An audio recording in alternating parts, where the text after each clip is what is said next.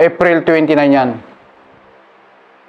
Tuloy-tuloy yan. Grabe enkwentro. Hindi kami maka-forward. Hindi rin kami pwedeng mag-maneuver. Kasi wala mamaneuveran.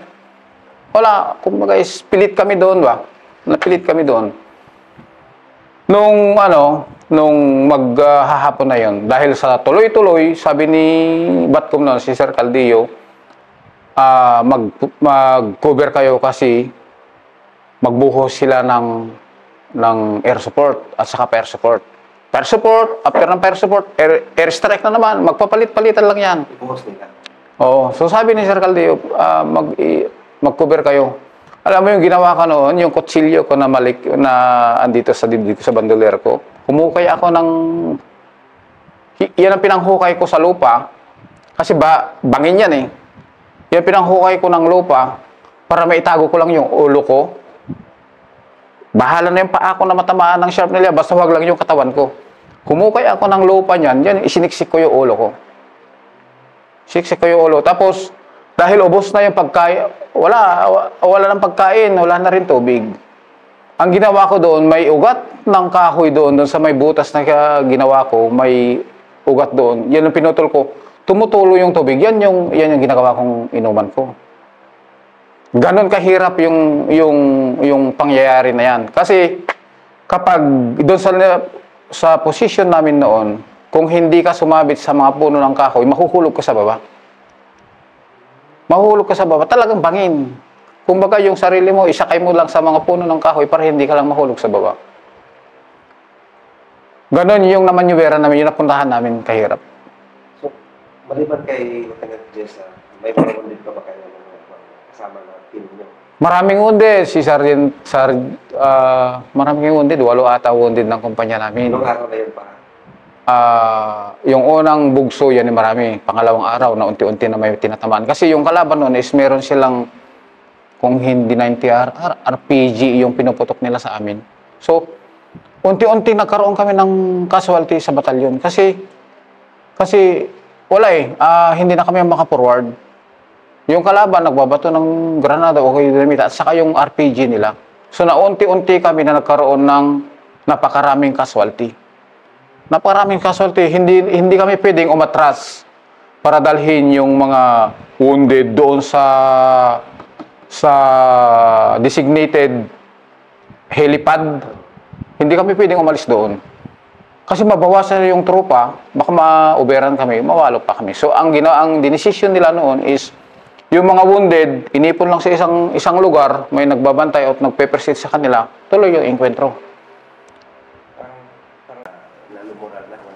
So, yung ginagawa namin nun is tinutulungan namin yung kasama na, kaya yan, walang problema yan. Kung mamatay man tayo, sabay-sabay tayo lahat. Walang iwanan. Yan yung spirit ng Ranger, walang iwanan. Panindigan na natin ito at dito na tayo. Kung umalis man tayo, mag-withdraw man tayo, atras tayo, mamamatay pa rin tayo. At saka hindi natin pwedeng iwanan yung kasama natin. Hindi natin pwedeng iwanan yung kasama namin. Kaya natin ito. May mga tropa din na medyo lumambot ang dibdib. May mga nagsasabi ng wala na, mamamatay na tayo nito. Hindi na tayo makasurvive nito.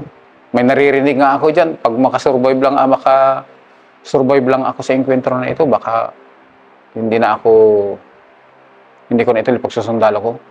Mga ganun yung naririnig ko kasi naniniwala ako kasi na ang isang tao o kaya isundalo, ranger man or anuman schooling narating niya, hindi permanente yung tapang. Depende sa sitwasyon. Kung pabor ka, matapang ka. Pero kung dehado ka, tinatablan ka ng kabanyan. Maniwala ako dyan. At alam ko yun dahil nararamdaman ko yan. Yung panahon na yan. Hindi steady yung tapang mo. Nagkakaroon lang kami ng tapang noon nung nakikita namin yung mga kasama dyan na nakabulagta na yung asog ba? Yung gumaganon sila pagdating ng gabi. Yan yung naririnig mo pagdating ng gabi noon. Nung gabi ng 26 at saka 27. 27 at saka 28. Pagdating ng gabi, yan na rin, gumaganon sila.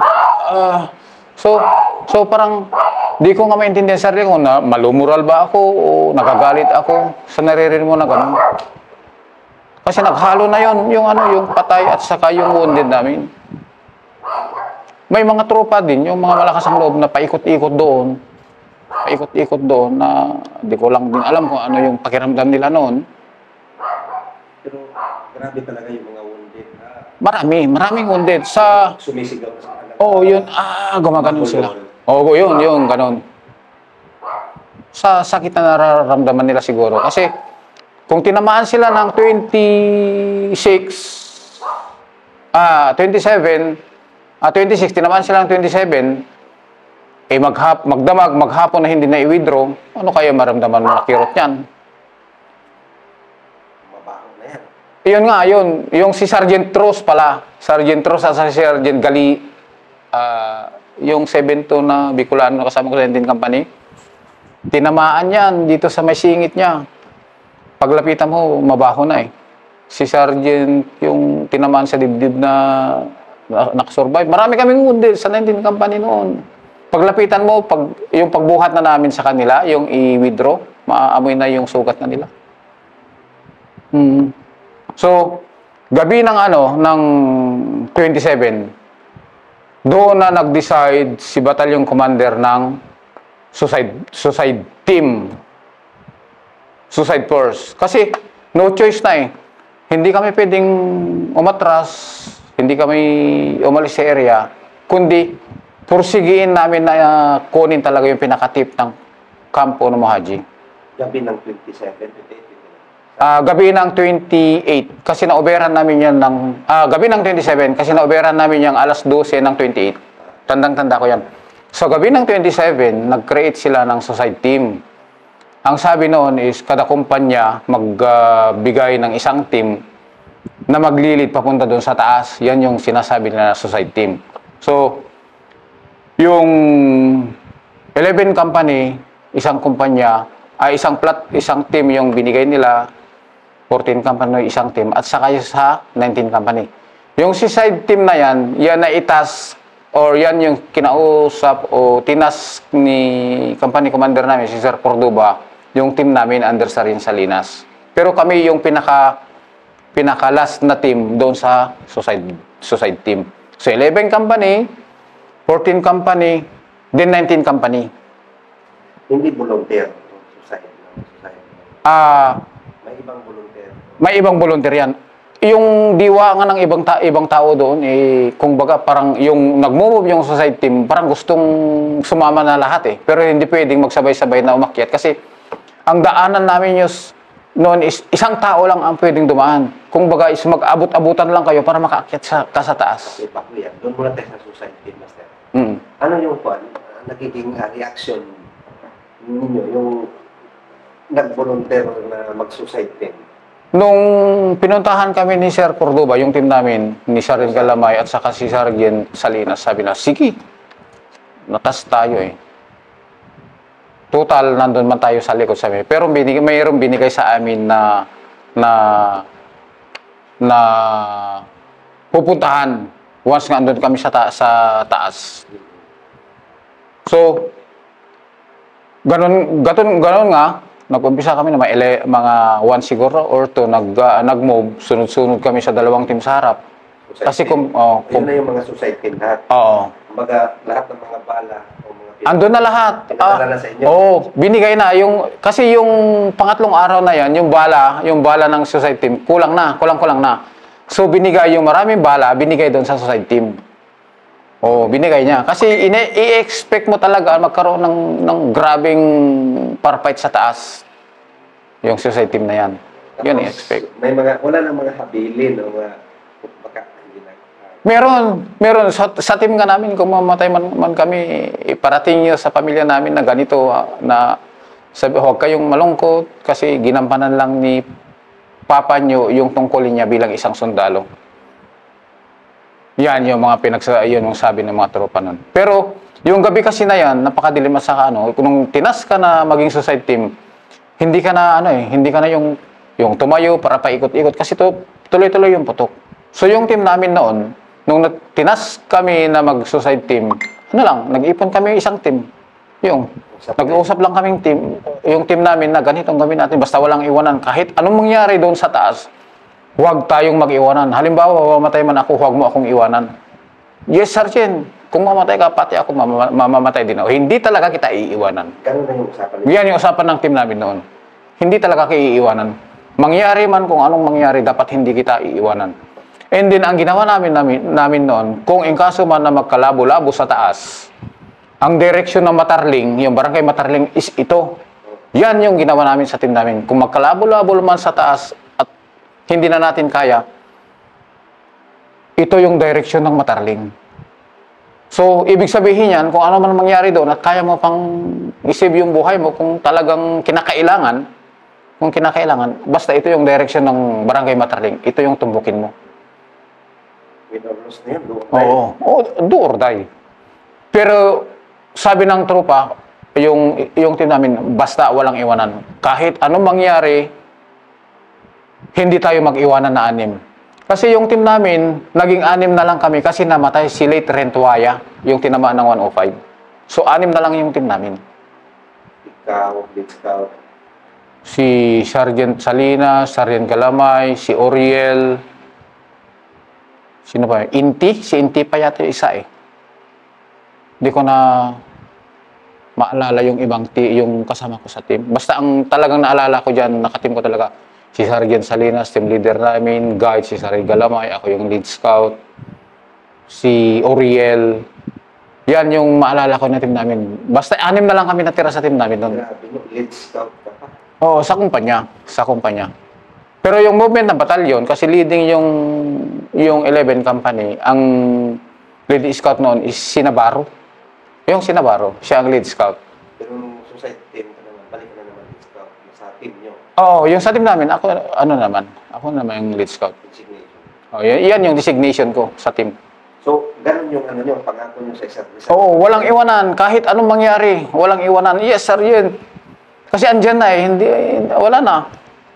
Wala ka nang ibang isipin doon, kundi mag-suicide ka na. Basta yung sabi namin, walang iwanan kahit anong mangyari doon. Sa team namin, nausapan namin yan. Hindi ko alam kung anong usapan ng suicide team ng 14 company at saka 11 company. Basta yung team lang namin, yung pinag-usapan namin is yan. Walang iwanan kahit anong mangyari. Mamatay man ako doon, huwag mo ako iniiwanan. Kung ako rin mamatay, huwag mo rin ako iiwanan. Yung mga bala ng ibang team namin, binigay na sa amin. Pinatsaapan namin yung mga kulang na bala. So, sige, prepare. Ano na yung kalambagan? Tapikan lang. Sige, move tayo, move. Sunod-sunod. Nung di akyat na, dahan-dahan. Yung leading team, yung 11 company, dahan-dahan. Kasi talagang, parang 11 o'clock, yung katarik niya, kumbaga is, hawak ka ng yung mga sanga, mga baging lang, para makakyat ka lang. Na gano'n. Mga kwan yun. 2:00 kami nag-start. Sunod-sunod kami doon. Pero yung briefing, sa likod ng 19 company, 3 kumpanya, kami pinakalas. Yung buong tropa, sumusunod yan. Para kung nagka-enkwentrohan doon sa suicide team na 3, andyan ka agad yung supporting effort. Andun ka agad yung batalyon na susuporta sa amin. So, ganun ang nangyari. Dahan-dahan yan. Tulak mo yung tropa mo. Nasarap mo, itulak mo para makakyat sa taas. Tulak. Yung nandun sa likod ng lead scout din ng 11 kami, tulak. Pero dahan-dahan. Dahan-dahan yan.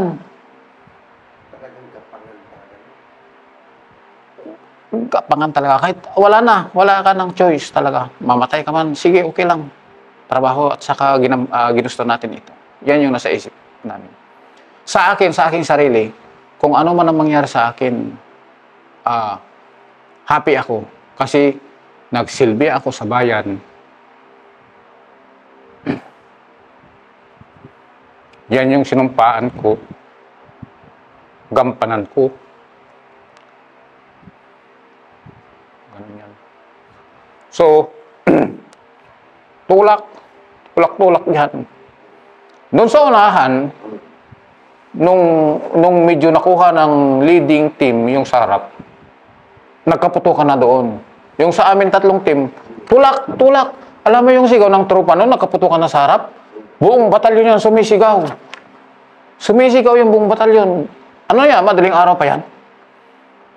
Ang sigaw ng batalyon noon, assault, ultimo nandun sa baba, para ma-demoralize lang yung kalaban. Assault, assault, yun yung ano, yan yung sigaw lahat ng tropa. Assault, assault, tulakan yan, talagang tulong-tulong yan. Grabe yun. Habang nag-assault kami lahat yun, sigawan, assault, assault, assault. Walang ibang sinasabi ng tropa noon, kundi assault, assault. Kasi, ang palagay mo doon is wala ka ng time na mabuhay sa panahon na yan. Assault, assault yan. Then, pagdating namin sa taas, grabing parpait yan ha, grabing parpait yun sa taas. Yung 11 company, meron silang kinuha sa... Bunker to bunker na yun. Oo, kiniklear namin yung bunker na. Bunker yan. Yung CQB, wala pang subject na CQB na ganyan noon. Pero, ang mga bunkers kasi nila niyan, butas yan. Tapos, running trenches, then may bunker sila doon. Yung bunkers nila, hindi yung sa daanan. Merong kwarto sila doon na hinukay. Para kung barilin mo ito, tagos-tagosan lang yung bala mo, yung nakahiga doon, yung tropa nila doon, yung kalaban doon, hindi mahagip. Ganyan yung ka-safety yung bunkers nila. Tapos yung sa taas niya, alam mo yung mga parang katawan natin na punong kahoy na pinutol nila? Dalawang patong yan. Para kahit matamaan ng 105 o kaya galing sa eroplano, hindi masira yung ilalim. Ganun katibay yung bunkers na ginawa nila.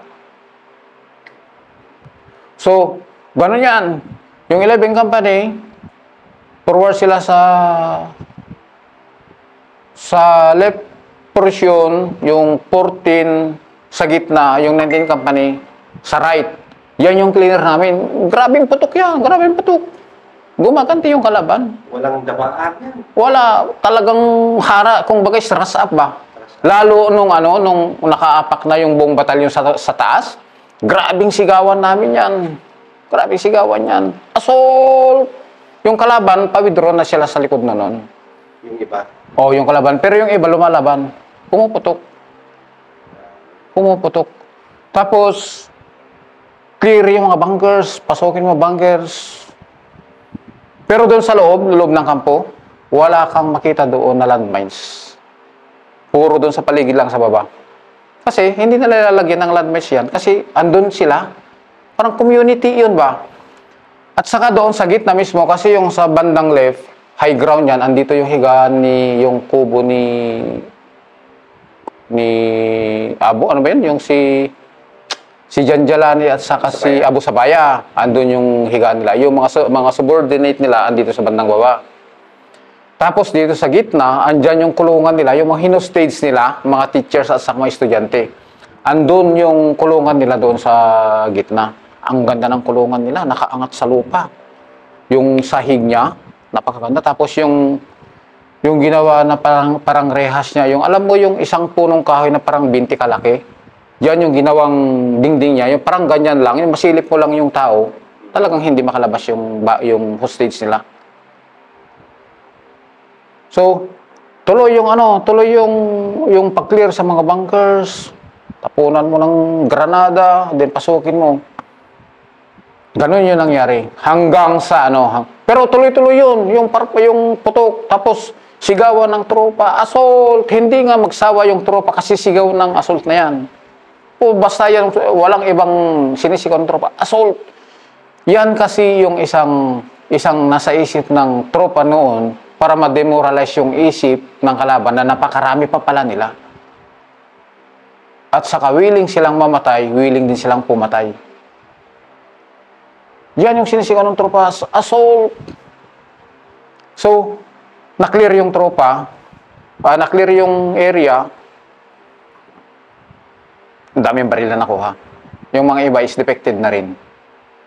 Kasi, yan yung pinaka-stronghold camp ng Abu Sayyaf that time. Yung yung mga hostage nila na maraming hostage, estudyante, teachers, wala na rin kaming naabutan doon. Dala-dala nila. Yung dinaanan nila is bangin din kung ano yung inakyatan namin. Parang ganun din yung bangin. Kung kita mo talaga yung sanga ng kahoy na pinagsabit-sabitan din nila nung mag-withdraw sila. Ganun din yung kita mo na parang dinaanan ng truck yung pinagbabaan nila. Siguro yan din siguro yung plano nila na daanan once na mag-withdraw sila. Papuntang creek na malaki yan. Papuntang creek yan. Tagos dito sa may Kapayawan.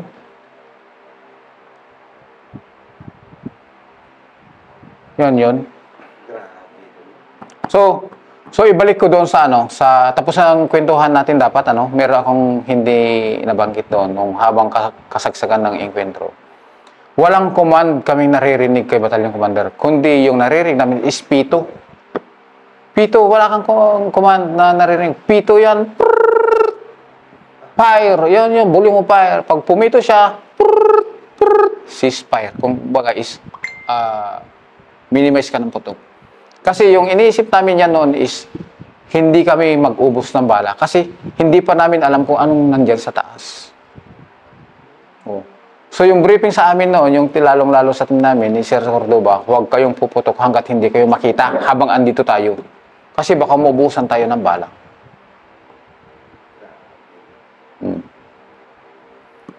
Meron pang ang tropa parang pinanghinaan ng loob siguro.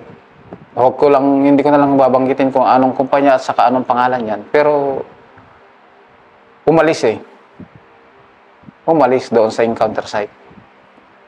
Iniwanan niya yung baril niya. Umalis siya. Bumalik siya sa TCP. Ganon yung isip ng ibang sundalo na noon. Sa sobrang tagal. Sa dami ng wounded at sa kapatay doon sa pangyayari na yan. So, katulad ng sinabi ko kanina, hindi palaging matapang yung sundalo. Depende sa sitwasyon. Yung isang kasama ko pa nga sa first company dati, yung tinamaan, yung 60 yung machine gunner nila, nung 27 yon, bumaba ako sa posisyon, pumunta ako doon sa mga wounded. Ang dami. Itong nakalimutan na yung tropa ko sa first company dati, tinamaan siya ng RPG at ang daming sharpnel ng katawan niya. Kita mo talaga, naglalakad, parang robot ba? Sabi na Sergeant, wala na, mamamatay tayo nito, mamamatay na ako, ang dami kong tama. Sabi, kaya mo yan. Umatras siya, pupunta doon sa location ng 14 company. Nakisling pa yung machine gun niya at saka yung bala na napakarami sa katawan niya. Pero ang daming sharpnel ng ulo, makita mo dumudugo lahat, kamay. Yung parang robot na siya ba, naglalakad. Ewan ko lang kung wala na siguro sa isip niya, sa dami ng tama niya. So nung na yan, bumalik ako sa position ko. Sinabi na lang, o binulong na lang sa akin na namatay na siya. Namatay din siya, na lost blood. Yung machine gunner ng 11 company. So ang hirap naman.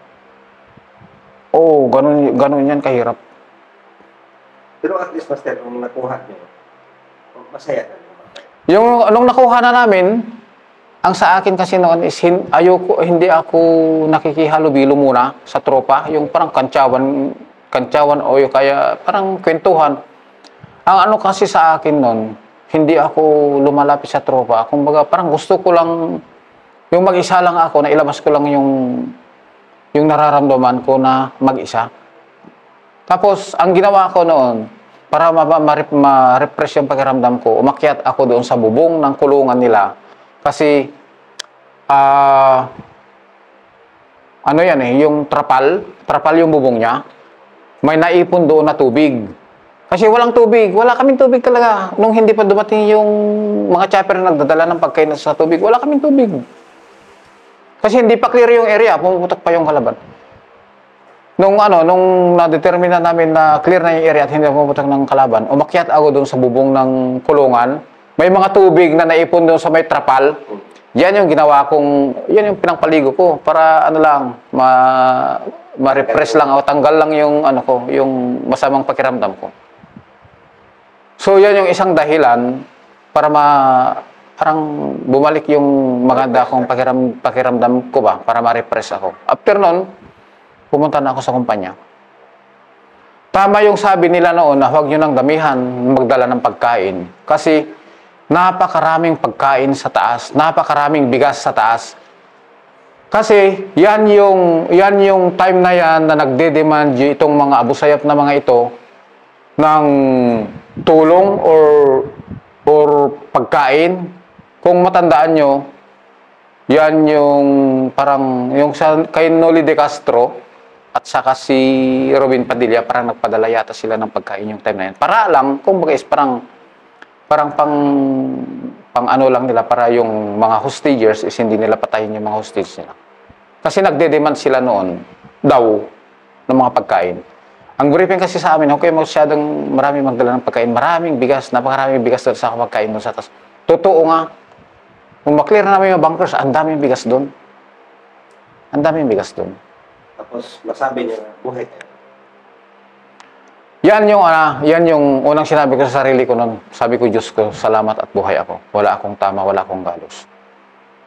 Diyos ko, yung mga kasama ko na nauna sa akin, yung mga namatay, kunin mo na sila para makapagpahinga. Tapos yung mga wounded, sana makasurvive sila. Yan yung unang inano ko noon. Yan yung unang sinabi ko sa sarili ko noon. So, nakuha namin yan ng mga alas 12 ng tanghali ng April 30. After na noon, napakarami na mga media, politician, mga generals na pumupunta doon. Ang daming dalang pagkain doon. Ang daming binababa doon na pagkain. So, okay na. Nung makakain na yung tropa ng medyo masarap, masaya na. Masaya na kung baga parang nabawasan na yung masamang pag-iisip mo ba. So, nag-standby kami doon ata ng mga 3 or 4 days. 3 or 4 days. Then, bumaba na kami. Eksakto noon na nag-i-establish ng first SRB ng kampo namin sa Kabumbata. Nagpapatayo ng batalyon na namin doon. Walang awarding, walang bigyan ng award? Meron. Doon mismo sa tuktok ng Puno Haji, nung bumaba si Chief of Staff, si Angelo Reyes, nagkaroon ng spot awarding matawag nun. Oh. Hindi spot promotion, nagbigay siya ng award mismo doon. So nagkaroon ng konting seremonya doon sa field. Nagsabit siya ng mga award. Meron din isabit sa uniforme ko na award, pero alam mo galing ka ng ganun na klaseng enkwentro, yung award na yan is parang walang bisa sa pag-iisip mo ba. Pero yan din siguro yung way nila, yung mga nasa taas, para yung sundalo is kumbaga is parang masuklian lang yung ginawa nila. Siguro, yan din yung isang... Pero sa'yo, parang, effect sa'yo na? Sa akin, sa akin lang hindi ko alam sa iba. Basta yung sa sarili ko lang, parang walang epekto sa akin yan. Dahil doon sa nangyari. Andun lahat, mga artista, mga media, napakaraming media na pumunta, mga mataas ang katungkulan sa gobyerno, andun sila, pumunta sila lahat doon. Grabe, congrats at okay ka lang, wala nangyari sa'yo, mga ganun ba? So, pagbaba namin, nagkaroon ulit ng combat operation ng kumpanya, pero hindi ako nakasama niyan. Kung May 26, 27, 28 yan, nung May 11, meron ulit silang combat operation. Yung tropa, hindi ako nakasama yung time na yan. Doon na nila nabawi yung mga backpack ng tropa na nakuha nila yung kalaban sa tuktok ng Puno Haji. Yung sunod na encounter, major encounter na naman yan. Pero hindi ako nakasama yung encounter na yan. Na-recover pa rin. Na-recover nila yung mga backpack. Buti sa'yo, hindi mo na yung backpack. Hindi namin iniwanan yung backpack namin.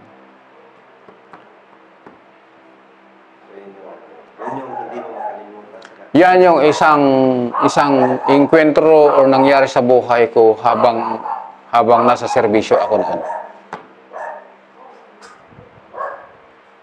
Marami pa kung ikwento. Mamaya naman. Ah.